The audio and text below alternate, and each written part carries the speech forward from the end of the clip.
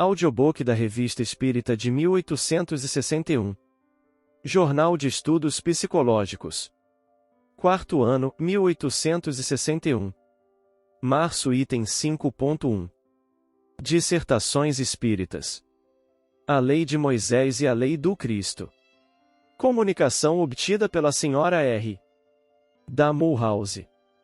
Um de nossos assinantes de Mulhouse nos dirige a carta e a comunicação seguintes: aproveito da ocasião que se apresenta para vos escrever, para vos fazer parte de uma comunicação que recebi, como médium, de meu espírito protetor, e que me parece interessante e instrutiva a justo título. Se a julgais tal, vos autorizo a fazer dela o uso que julgar mais útil. Eis qual lhe foi o princípio. Devo primeiro vos dizer que professo o culto israelita, e que sou naturalmente levado às ideias religiosas, nas quais fui educado. Eu tinha notado que em todas as comunicações feitas pelos Espíritos, não era sempre questão senão da moral cristã pregada pelo Cristo, e que jamais falará da lei de Moisés. Eu me dizia, entretanto, que os mandamentos de Deus, revelados por Moisés, me pareciam ser o fundamento da moral cristã, que o Cristo pôde dela alargar o quadro, desenvolvendo-lhe as consequências, mas que o germe estava na lei ditada no Sinai. Perguntei-me, então, se a menção, tão frequentemente repetida da moral do Cristo, se bem que a de Moisés não lhe fosse estranha, não provinha do fato de que a maioria das comunicações recebidas emanava de espíritos que pertenceram à religião dominante, e se elas não seriam uma lembrança das ideias terrestres. Sob o império desses pensamentos, evoquei o meu espírito protetor, que foi um de meus parentes próximos e se chamava Mardoché R. Eis as perguntas lhe dirigi e as respostas que me deu, etc. 1. Em todas as comunicações que são dadas na Sociedade Parisiense de Estudos Espíritas, cita-se Jesus como sendo aquele que ensinou a mais bela moral. O que devo disso pensar? R. Sim, foi o Cristo iniciador da moral mais pura, a mais sublime, a moral evangélica cristã que deve renovar o mundo, aproximar os homens e torná-los todos irmãos, a moral que deve fazer jorrar de todos os corações humanos a caridade, o amor ao próximo, que deve criar entre todos os homens uma solidariedade comum, uma moral, enfim, que deve transformar a terra e dela fazer uma morada para espíritos superiores àqueles que hoje a habitam.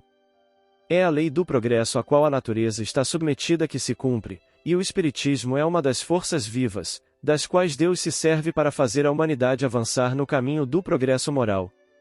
Os tempos são chegados em que as ideias morais devem se desenvolver para cumprir os progressos que estão nos desígnios de Deus. Elas devem seguir o mesmo caminho que as ideias da liberdade percorreram, e das quais elas eram precursoras.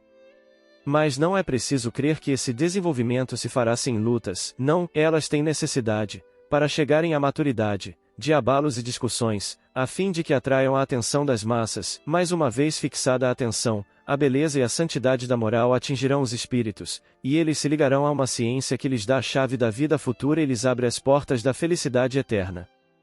Deus é só e único, e Moisés é o espírito que Deus enviou, em missão, para se fazer conhecer, não só aos hebreus, mas ainda aos povos pagãos. O povo hebreu foi o instrumento do qual Deus se serviu para fazer a sua revelação por Moisés e pelos profetas, e as vicissitudes desse povo tão notável eram feitas para atingir os olhos e fazer cair o véu que escondia, aos homens, a divindade. 2. Em que, pois, a moral de Moisés é inferior à do Cristo?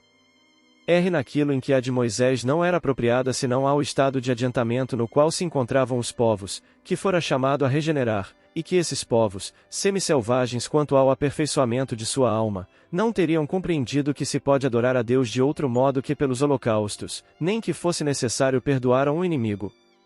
Sua inteligência, notável do ponto de vista da matéria, e mesmo sob o das artes e das ciências, era muito atrasada em moralidade, e não se converteria sob o império de uma religião inteiramente espiritual. Era-lhe necessária uma representação semimaterial, tal como a oferecia então a religião hebraica.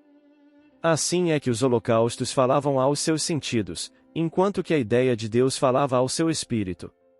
Os mandamentos de Deus, dados por Moisés, trazem o germe da moral cristã a mais extensa, mas os comentários da Bíblia restringiram-lhe o sentido, porque empregados em toda a sua pureza, não seriam compreendidos então. Mas os 10 mandamentos de Deus com isso não ficaram menos o frontispício brilhante, como o farol que deveria esclarecer a humanidade no caminho que tinha a percorrer. Foi Moisés que abriu o caminho, Jesus continuou a obra, o Espiritismo a terminará. 3. O sábado é um dia consagrado? R. Sim, o sábado é um dia consagrado ao repouso. A prece é o emblema da felicidade eterna junto à qual aspiram todos os espíritos, e à qual não chegarão senão depois de estarem aperfeiçoados pelo trabalho, e de estarem despojados, pelas encarnações, de todas as impurezas do coração humano. 4. Como ocorre, então, que cada seita haja consagrado um dia diferente? R. Cada seita, é verdade, consagrou um dia diferente, mas isso não é um motivo para não se conformar. Deus aceita as preces e as formas de cada religião, contanto que os atos respondam ao ensinamento. Sob qualquer forma que se evoque Deus, a prece lhe é agradável, se a intenção é pura. 5. Pode-se se esperar o estabelecimento de uma religião universal? R. Não, não em nosso planeta, ou, pelo menos, não antes que haja feito progressos que vários milhares de gerações não verá o mesmo. Mardoché R.